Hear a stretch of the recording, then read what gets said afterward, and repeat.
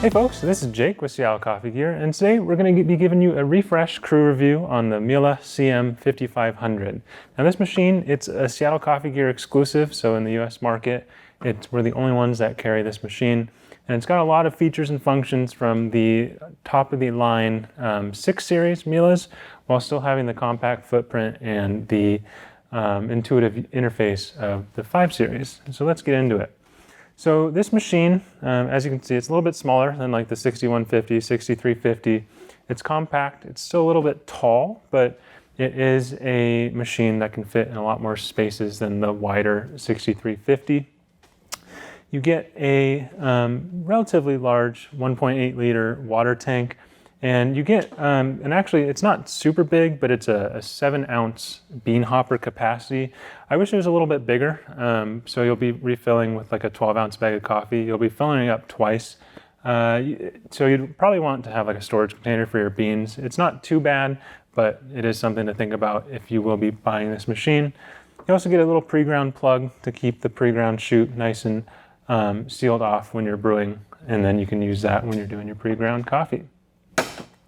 This machine, like most Miele's, has a siphon system, which basically means that the milk system is using a siphon and the steam from inside the machine to pull milk up from a carafe or like a milk pitcher like we have here, and it pulls it up, foams it within a cappuccinatore system that's actually built into the machine right here, and then spits out either hot milk or foamed milk depending on the setting that you have it on.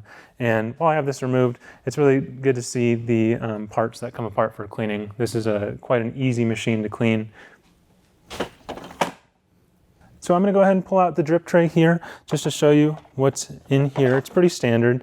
You actually have a nice stainless drip tray grate. You get the bronze pearl finish on the drip tray and the front of the machine here. It's a really nice finish. It looks great in most kitchens, so no problems there. You have just a relatively large dump box. I think you can get about 12 to 14 pucks depending on the size of the puck in here, so you won't need to be emptying that out too often, and a water tray for overflow and excess drip. All of these components, except for this front plate, they are dishwasher safe, which is really nice to have because, these do get grimy after a little while, especially if you let them sit for a little bit longer, like a week or so if you don't use the machine. So you can just stick these right in the dishwasher top rack and get them nice and clean. So let's look at the machine here. You also get a heated cup warmer, which is great to keep your cups nice and warm in the morning once you heat up the machine. It's an active cup warmer, so it does get quite warm quite quickly. I've had this machine on for about 15 minutes, and it's relatively warm and continuing to warm up as we go. Like a lot of Miele's, which is better than the 5300 actually, is you get programmable profiles and a dedicated hot water function. So this machine, right now it's on the Miele profile, but you get 2 custom profiles so that you can program your drinks, your parameters exactly how you want them for those 2. And then you also have the default profile to fall back onto, at any time.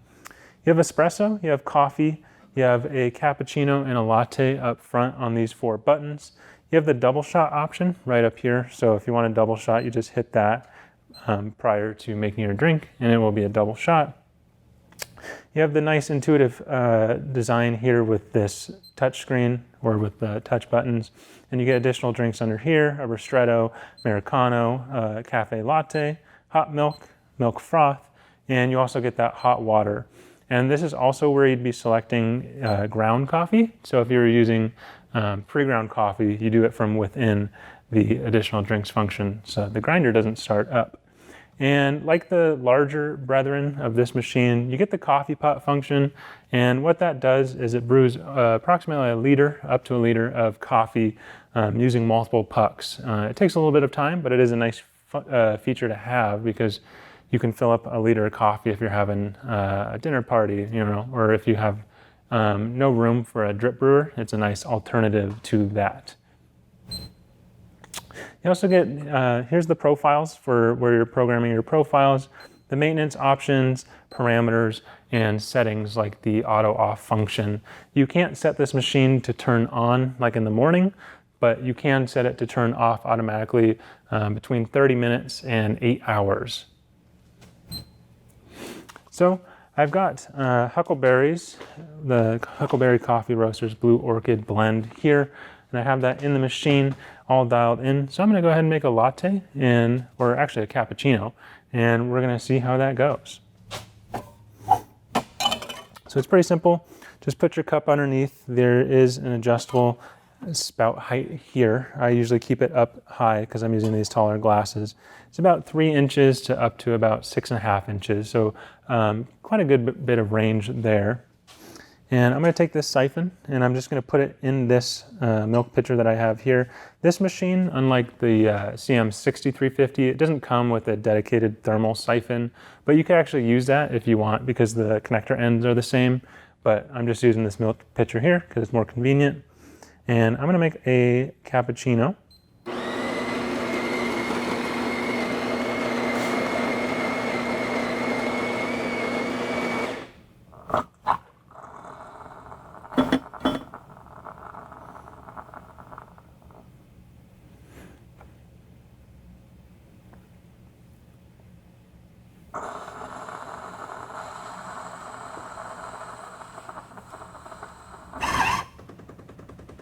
And as you can hear with the cappuccino, the froth comes before the espresso. You can hear the thermal block pumping away. You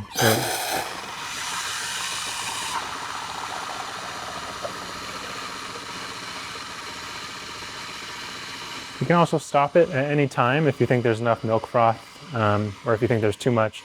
You can hit OK to stop any of the drink options like the milk froth, hot milk, or espresso at any time.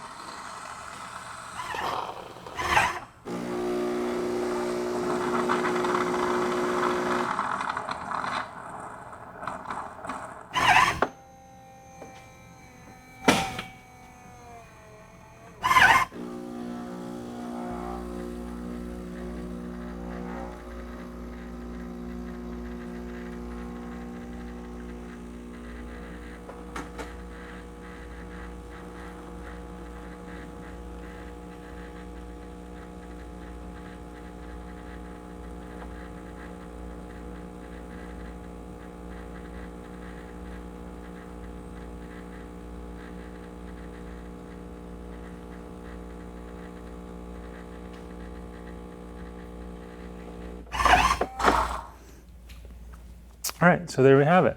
I've actually got this on the default setting for espresso. It's right about 60 milliliters and the default setting for milk. And as you can see, it makes a beautiful, quite a beautiful drink for a super automatic. The way that the espresso is introduced into the milk is pretty gentle. So you do get the nice layering effect that you can see here. And most importantly, how does it taste?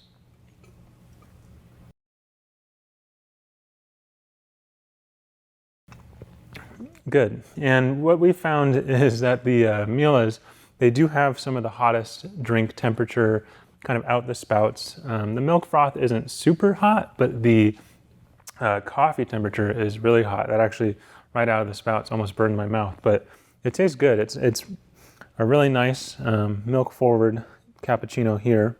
The froth is quite nice. There's actually kind of a microfoam there, which is nice to see in a super automatic. These siphon systems do really well. And definitely hot, almost a little too hot, but that's okay. And one of the nice things about the Miele siphon system here that you'll see in just a moment is how easy it is to clean. Unlike like a traditional steam wand or say like a cappuccino torre that attaches to a steam outlet on a machine, you can just select in here maintenance, rinse the milk pipe work out. So it's prompting me to place the milk pipe into the drip tray, which I've done.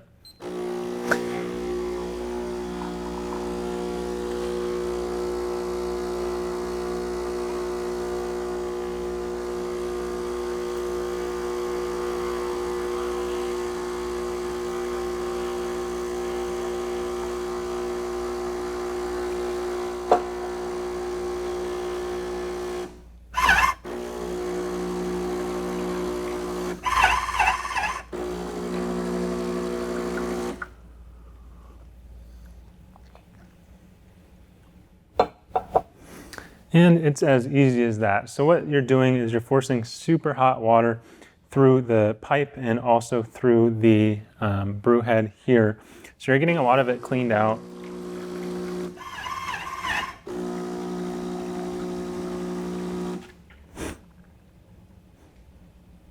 I think it's all finished.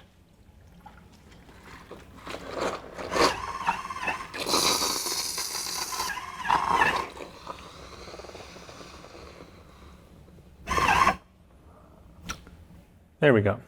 So I've actually run out of water here, and you can see that the machine has prompted me to replace the water container. So I'll be back in just a moment as I do that, and I'll see you in just a moment. All right, so I'm back. I've filled the water container, so now we're ready to brew another drink. But I'm actually going to show you the internals of the brew unit and the area over here, just to show you a little bit. So this machine, like the other Miele's, has a brew unit cabinet here. There's a place for your milk siphon tubing, so you can stick that in there, or if you buy a spare, it goes right in here. You have the grind selector here, so for grind size, I have it on the second finest. There's 5 grind settings on this machine, and they are stepped, so you can't really go in between them, so it is a true just 5 grind settings, but I find that fairly adequate for most coffees that I have. If you like really, really light roast coffees, the fine setting might be a little too fine, and the second finest might be just a little too coarse, but I find it works really well with most light medium all the way up to medium darker roasts. And I'm going to pull this brew unit out here. You're going to want to do this quite often for maintenance and just rinsing and lubricating the brew unit. So it's a pretty standard brew unit. It's like a lot of other super automatic brew units. You can see that there's lubricant here, and it's very well lubricated already. But if you were to lubricate it, you'd want to pull it out, refer to the manual for lubrication. It is an important part of keeping your brew unit healthy and happy. And this machine, like most other super automatics, the puck is going to be about 7 to 11 grams, depending on how high of a ground coffee volume you select in the parameters on your machine.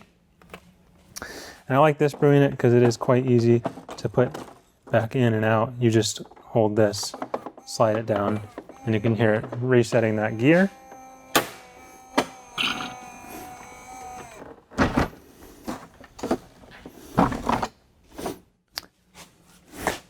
And it is going through a rinse cycle because I just reset that brew unit in there. It doesn't do that every time, but the machine, when you do take out the brew unit, it thinks it's like a maintenance step, so it will be rinsing. All right, so the machine's done rinsing, and there you have it. This is the Miele CM5500 in the beautiful bronze pearl finish. This machine, like a lot of other Miele's, has programmability with 2 profiles built in. You get the hot water function that's unique to the 5500 in the 5 compared to the 5300, and you get the beautiful finish, more programmability, and lots of drink options with great drink quality and nice hot drinks.